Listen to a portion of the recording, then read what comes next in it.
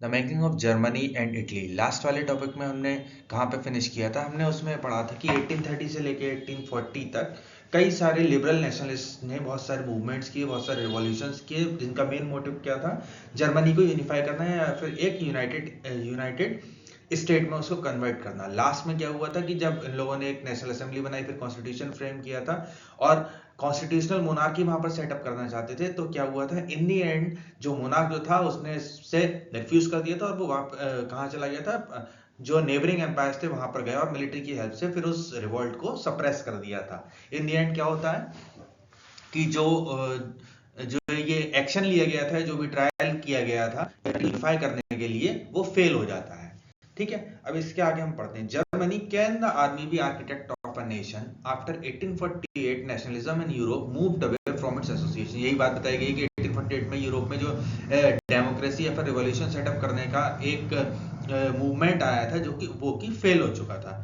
Nationalist sentiments were often mobilized by conservatives for promoting state power and achieving political domination over the Europe। अब जैसे कि जब liberals का जो revolution था, लिबरल्स के मूवमेंट को फेल कर दिया गया, उनको दबा दिया गया, तो इन दी एंड क्या हुआ? कहीं ना कहीं पावर में फिर से कंजर्वेटिव्स आ गए। लेकिन अब क्या होता है कि एक तरह से बहुत बड़ा चेंज आता है कि कंजर्वेटिव्स खुद उन चीजों को प्रमोट करने में लग जाते हैं जिनके लिए लिबरल्स क्या कर रहे थे? रिवॉल्यूशन कर रहे थे, यानी कि कंट्री को यूरोप में यूनाइट करने के लिए।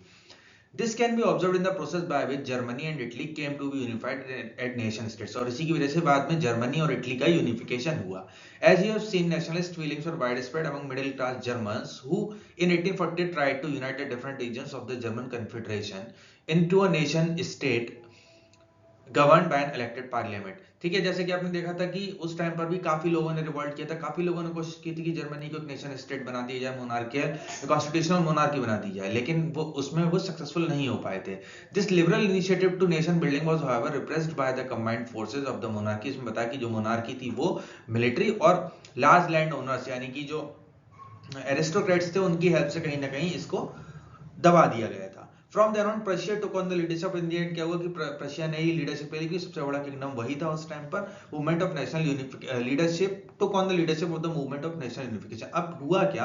कंजर्वेटिव्स को, हमने लास्ट वाले टॉपिक के एंड में पढ़ा था कि कंजर्वेटिव्स को ये तो पता चल गया था, उन लोगों ने जैसे तैसे जो रिवॉल्ट जो था उसको तो दबा दिया, जो मोनार्की थी, लेकिन उनको कहीं ना कहीं ये पता चल गया था, ये आइडिया लग गया था कि अब जो आइडियोलॉजी जो है वहां के लोगों की वो चेंज हो गई है। तो धीरे धीरे उन लोगों ने भी उनकी डिमांड्स को फुलफिल करना स्टार्ट कर दिया था, कि कुछ तरह के कंसेशन देना शुरू कर दिए थे। तो कंजर्वेटिव्स को ये लगा कि जब सब लोगों की डिमांड ही चेंज हो रही है, सब लोग की आइडियोलॉजी चेंज हो रही है, तो क्यों ना हम उसी चीज को सपोर्ट करें जो सब लोग कह रहे हैं। इससे क्या होगा? हालांकि इन्होंने ये एक तरह से कंजर्वेटिव्स ने यू टर्न ले लिया था, क्योंकि जिस तरह से वो रूल करना चाहते थे बिल्कुल वैसा नहीं था। लेकिन इससे क्या होता, उनका जो हिडन मोटिव क्या था? वो ये था कि promoting the state power and political domination, कि लिबरल्स दोबारा से पावर में नहीं आ पाएंगे। अब जो सपोज वहां के पॉपुलेशन की जो डिमांड है, जब हम उसी डिमांड को फुलफिल कर देंगे तो ऑब्वियस सी बात है कि पॉलिटिकल पावर जो है कंजर्वेटिव्स की रहेगी और लोगों में ट्रस्ट भी मेंटेन होगा कि भाई ये तो हमारी डिमांड्स को फुलफिल कर रहे हैं। इसीलिए इन लोगों ने क्या किया कि अपने जो भी रूल्स थे या फिर जो भी इनके मोटिव्स थे उनको टोटली एक तरह से शिफ्ट कर दिया। अब ये भी कंट्री को यूनिफाई करना चाहते थे। From then on, Prussia took on the leadership of the movement of the national unification. Its chief minister Otto von Bismarck। अब उस टाइम पर क्या हुआ था? राजा को तो हटा दिया गया था, उसकी जगह पर जो चीफ मिनिस्टर जो था auto von Bismarck was architect of this process. इस प्रोसेस का जो रिस्पांसिबिलिटी जो दी गई वो ऑटो वन बिस्मार्क को दी थी, जो कि उस टाइम वहां का चीफ मिनिस्टर था, यानी कि next most powerful person to the king. Process carried out with the help of the Prussian army and bureaucracy. इनकी हेल्प से क्या किया गया? यूनिफिकेशन स्टार्ट किया गया। कैसे? 3 Wars over 7 years with Austria, Denmark and France. अब उसमें वहां पर कई सारे, एक सबसे बड़ा किंगडम तो था प्रशिया था, लेकिन उसमें बाकी सारे छोटे छोटे किंगडम्स आसपास के थे, वो भी ऐड करने थे, जो कि ऐड हो सकते थे। अब उसी को ऐड करने के लिए 7 ईयर्स के ड्यूरेशन में 3 वॉर्स लड़े गए with Austria, Denmark and France. Ended in Prussian victory. Ended क्या होता है? प्रशिया को विक्ट्री मिलती है और कई सारे जो टेरिटरीज थी वो जर्मनी में इंक्लूड हो जाती है। And completed the process of unification. Germany unite हो जाता है। इन जनवरी 1871 प्रशियन किंग विलियम वन। अब उस टाइम पर जो किंग विलियम जो था, किंग विलियम फोर्थ जो थे उनको हटा दिया गया था और उसकी जगह पे इनके जो पुराने किंग जो थे विलियम वन, उनको किंग बना दिया गया था। One was proclaimed German emperor. इनको जब जर्मनी यूनाइट हो जाता तो इनको जर्मन एम्परर डिक्लेयर कर दिया जाता है in a ceremony held at Versailles. और वर्सेलिस में सेरेमनी सेलिब्रेट की जाती है। अब आगे देखते हैं। On the bitterly cold morning of 18 जनवरी 1871, 18 जनवरी 1871 को क्या होता है, assembly comprising the princes of the German state, German state से जितने भी प्रिंसेस होते हैं उनको इंक्लूड करके असेंबली बुलाई जाती है। रिप्रेजेंटेटिव्स ऑफ द आर्मी, सारे आर्मी के रिप्रेजेंटेटिव्स होते हैं। इंपॉर्टेंट प्रेसिडेंट मिनिस्टर, सारे minister including the chief minister Otto von Bismarck, जो कि मेन लीडर थे किसमें, process of unification of Germany में। Gathered in the unheated hall of mirrors in the palace of Versailles, Versailles में सब लोग unite होते हैं, एक जगह इकट्ठे होते हैं, गैदर होते हैं to proclaim the new German empire, नए जर्मन एम्पायर का फॉर्मेशन किया जाता है, headed by Kaiser William of Prussia. ठीक है। The nation building process in Germany has demonstrated the dominance of Prussian state power. अब क्या होता है, जैसे कि कई सारे इसमें स्टेट्स थे, मेन जो था प्रशिया था, इसके अलावा बहुत सारी टेरिटरीज जो थी वो इंक्लूड करी गई थी। लेकिन जैसे कि जो सबसे बड़ा स्टेट जो रहा था, अब एक कंट्री बना उसमें कई सारे स्टेट्स थे, लेकिन सबसे पावरफुल स्टेट जो था, जो डोमिनेंस या फिर जो हम कह सकते हैं इन्फ्लुएंस जो रहा, वो प्रशिया का ही रहा, क्योंकि सबसे इंपॉर्टेंट और सबसे बड़ा पावरफुल स्टेट जो था वो प्रशिया ही था। The new state placed a strong emphasis on the modernising the currency. फिर इसने कई सारे चेंजेस करे, जैसे वहां की करेंसी चेंज करी, बैंकिंग सिस्टम में रिफॉर्म लेके आया, लीगल जुडिशियल सिस्टम को रिफ्रेम किया। Prussian measures and practices often became model for the rest of the Germany. और जो प्रशियन मेजर्स यानी जो प्रशिया में जो चेंजेस आते थे या फिर जो भी मेजर्स लिए जाते थे, स्टेप लिए जाते थे, वही सारे पूरी जर्मनी में बाद में अप्लाई होते थे। Italy unified. Like Germany, Italy too had a long history of political fragmentation. Italians were scattered over several dynasty states as well as the multinational Habsburg Empire. During the middle of the 19th century, Italy was divided into 7 states, which only one, Sardinia Piedmont, was ruled by an Italian princely house. ठीक है, तो last वाले topic में हमने पढ़ा था कि कैसे जर्मनी जो था वो यूनिफाई हुआ था, जर्मनी एक नेशन की फॉर्म में इवॉल्व हुआ था। उसमें क्या था, पहले कंजर्वेटिव्स का रूल चल रहा था, फिर धीरे धीरे लिबरल नेशनलिस्ट थे, उन्होंने काफी ट्राई किया, लेकिन इन दी एंड उनको सप्रेस कर दिया गया। लेकिन बाद में कंजर्वेटिव्स को भी समझ में आया कि इतने रिवॉल्ट हो रहे हैं, तो कहीं ना कहीं हमें अगर पॉलिटिकली पावर में रहना, अपना इन्फ्लुएंस जो है बरकरार रखना है, तो हमें कहीं ना कहीं जर्मनी को यूनाइट करना पड़ेगा। ठीक है। सिमिलरली कुछ ऐसी कंडीशंस इटली में आती हैं। अब पहले क्या था, इटली भी पहले छोटे छोटे पैचवर्क में डिवाइडेड था, यानी कि छोटे छोटे अलग अलग डायनेस्टीज में डिवाइडेड था, जो कि अलग अलग किंग्स के थ्रू रूल करी जाती थी।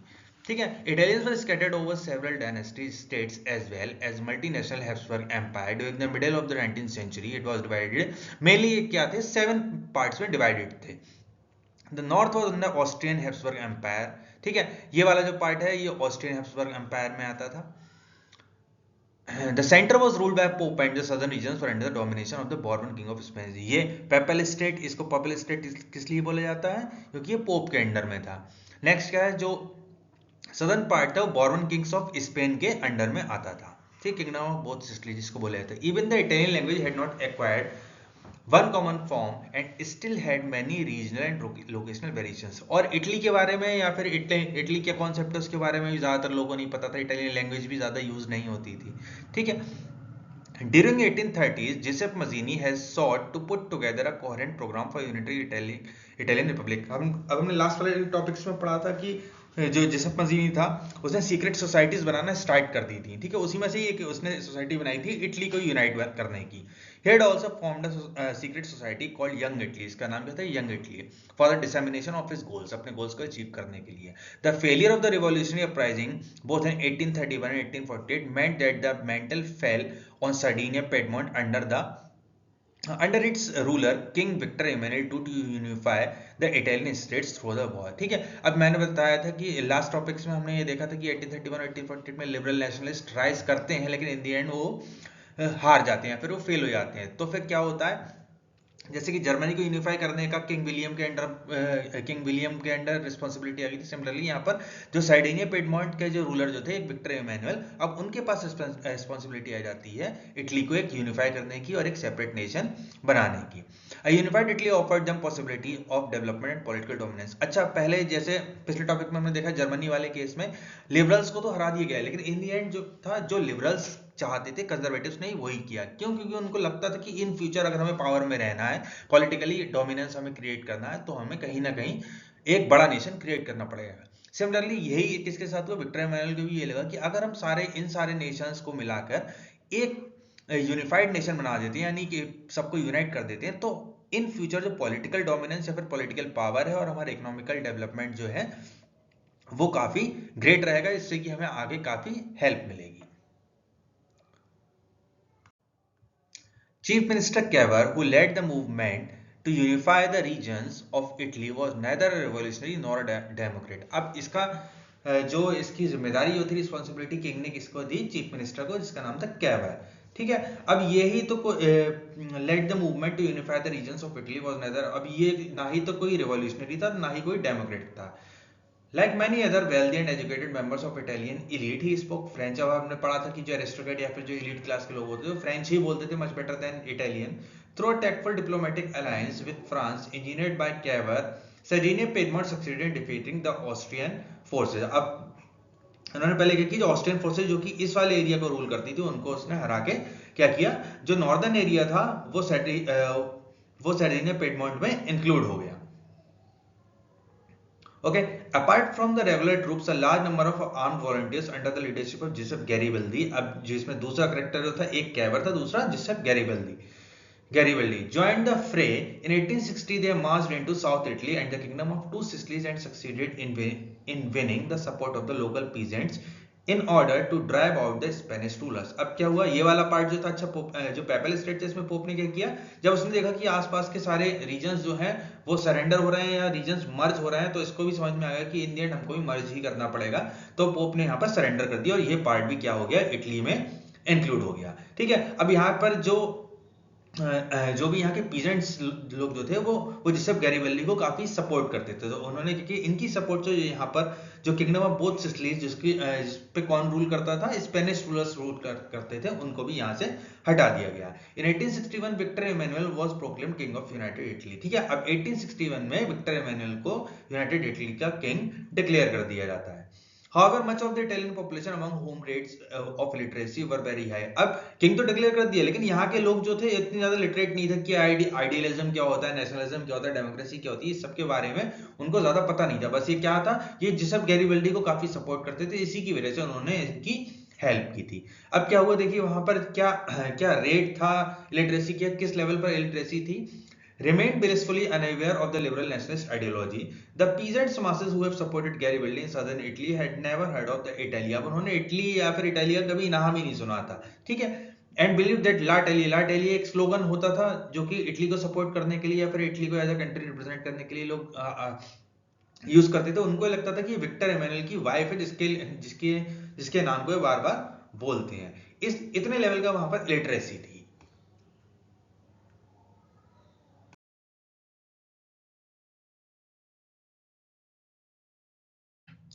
The strange case of Britain, हमने पिछले वाले टॉपिक्स में पढ़ा था किस तरह से जर्मनी का यूनिफिकेशन हुआ, इटली का फॉर्मेशन हुआ। अब सेम केस अगर हम देखें ब्रिटेन के केस में क्या होता है कि जैसे फ्रांस में एक बहुत बड़ा रिवॉल्यूशन आया, जर्मनी और इटली में कोई यूनिफाई करने के लिए बहुत सारे वॉर्स लड़ने पड़े, बहुत सारे स्टेप्स, बहुत सारे मूवमेंट लेके आने पड़े, लेकिन ब्रिटेन जो था एक एक्सेप्शन था। यहाँ पर कोई भी इतना भारी कोई बहुत बड़ा मूवमेंट या कोई बहुत बड़ा वॉर या रिवॉल्यूशन नहीं हुआ जिसकी वजह से ये यूनाइट हुआ हो। ठीक है, अब इसके बारे में हम आगे पढ़ेंगे। The model of the nation और nation state, some scholars have argued, is Great Britain. In Britain the formation of the nation state was not the result of a sudden upheaval और अ रिवॉल्यूशन, जैसे कि मैंने बताया, it was the result of the long drawn out process. ठीक है, ये एक बहुत लंबा प्रोसेस था जिसकी वजह से ये सब फॉर्मेशन हुआ। There was no British nation prior to the 18th century. 18th century से पहले कोई भी एक ब्रिटिश नेशन ब्रिटेन जैसा कुछ भी नहीं था। 3-4 पार्ट्स या 3-4 टेरिटरीज थी, उसमें अलग अलग ट्राइबल ग्रुप्स या फिर इतने ग्रुप्स रहते थे। ठीक है, कुछ इंग्लिश बोलते थे, कुछ स्कॉटिश बोलते थे। The primary identities of the people who were inhabited the British Isles, और उस पूरे जो भी कई सारे आइलैंड्स जो थे उन सबको मर्ज करके क्या बोला जाता था, ब्रिटिश आइल्स। पर इथनिक वंश और इथनिक कल्चरल ग्रुप्स थे, जैसे कि English, Wales, Scot and Irish, main ये 4 ग्रुप्स थे। ऑल ऑफ दीज इतने groups had their own culture and political tradition, और ये चारों अलग अलग ग्रुप इनकी अलग अलग टेरिटरीज या फिर आइलैंड्स है और इन सबके अलग अलग कल्चर और पॉलिटिकल ट्रेडिशंस थे। But as the English nation steadily grew in wealth. अब लेकिन क्या हुआ कि इन चारों ट्रेडिशनल ग्रुप्स में से या फिर इन चारों इतने ग्रुप्स में से इंग्लिश जो थे वो धीरे धीरे काफी ज्यादा पावरफुल होने लगे। क्यों? क्योंकि इनके पास इंडस्ट्रियल रिवॉल्यूशन आ गया था, इसकी वजह से इनकी वेल्थ इंक्रीज हो गई थी। Importance and power, it was able to extend its influence over the other nations of the island। अब सपोज ऑब्वियस सी बात है, यहाँ पे 4 आइलैंड हैं तो एक आइलैंड या फिर एक इतने ग्रुप ज्यादा पावरफुल है तो बाकी ग्रुप्स को भी यूनाइट करने की या फिर उसके ऊपर अपना डोमिनेंस क्रिएट करने की कोशिश करेगा। ऐसा ही हुआ। अब इंग्लैंड में क्या थी या फिर जो इंग्लिश वाला एरिया था वहां पर पार्लियामेंट थी यानी कॉन्स्टिट्यूशनल मोनार्की थी, which had seized the power from the monarchy in 1688। अब 1688 में क्या किया वहां की पार्लियामेंट ने कि राजा से कहा कि आप पावर जो है एब्डिकेट कर दो, अपना थ्रोन एब्डिकेट कर दो।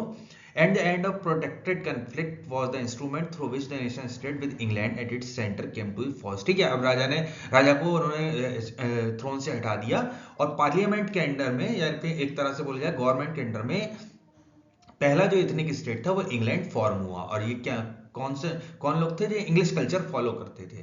द एक्ट ऑफ यूनियन, फिर इसके बाद एक और एक्ट आया act of union 1707 between England and Scotland. England और उसके बराबर में जो स्कॉटलैंड था, that resulted in the formation of the United kingdom of the Britain meant in effect. ठीक है, अब इंग्लैंड जो था इंग्लिश वाला पार्ट वो इंग्लैंड बन चुका था। वेल्स जो थे उसके तुरंत बाद ही वेल्स ज्यादा बड़ा जो था टेरिटरी नहीं थी, ये भी मर्ज हो गई थी और थोड़े टाइम के बाद स्कॉटलैंड भी इसमें मर्ज कर लिया गया। किसके थ्रू? एक एक्ट लेके आ गया, एक्ट ऑफ यूनियन 1707। तो ये तीनों मिला के हमारे क्या बनते हैं? United kingdom of great Britain. meant in effect that England was able to impose the influence on Scotland। अब इसकी वजह से क्या हुआ? स्कॉटलैंड वाला जो एरिया था वो भी इंग्लैंड के अंडर में आने लगा और इंग्लैंड उस पर अपना अधिकार या फिर उस पर अपना डोमिनेंस क्रिएट करने लगा था। British parliament was henceforth dominated by it's English members. तो जो ब्रिटिश पार्लियामेंट यानी कि जो द ग्रेट ब्रिटेन की जो पार्लियामेंट थी उसमें ऑब्वियसली बात है इंग्लिश मेंबर्स का डोमिनेंस रहा। The growth of British identity meant that the Scotland's distinctive culture and political institutions were systematically suppressed। ये भी ऑब्वियस है कि जब एक बड़ी स्टेट एक छोटी स्टेट को कवर अप करती है फिर एक्वायर करती है तो छोटी स्टेट का जो भी कल्चर या फिर जो भी उनके ट्रेडिशंस या जो भी सिस्टम्स होते हैं उनको सप्रेस किया जाएगा। क्योंकि इंग्लिश जो इंग्लैंड के लोग जो थे वो उसको ओवर पावर करने के लिए उनके कल्चर को सप्रेस करते थे। The Catholic clans that inhabited the Scottish Highlands suffered terrible repression whenever they attempt to assert their independence। अब वहां पर भी स्कॉटलैंड में भी जो क्रिश्चियंस थे वो दो पार्ट्स में डिवाइडेड थे, कैथोलिक्स और प्रोटेस्टेंट्स। अब प्रोटेस्टेंट्स कौन थे? ये मेनली इंग्लैंड में रहा करते थे।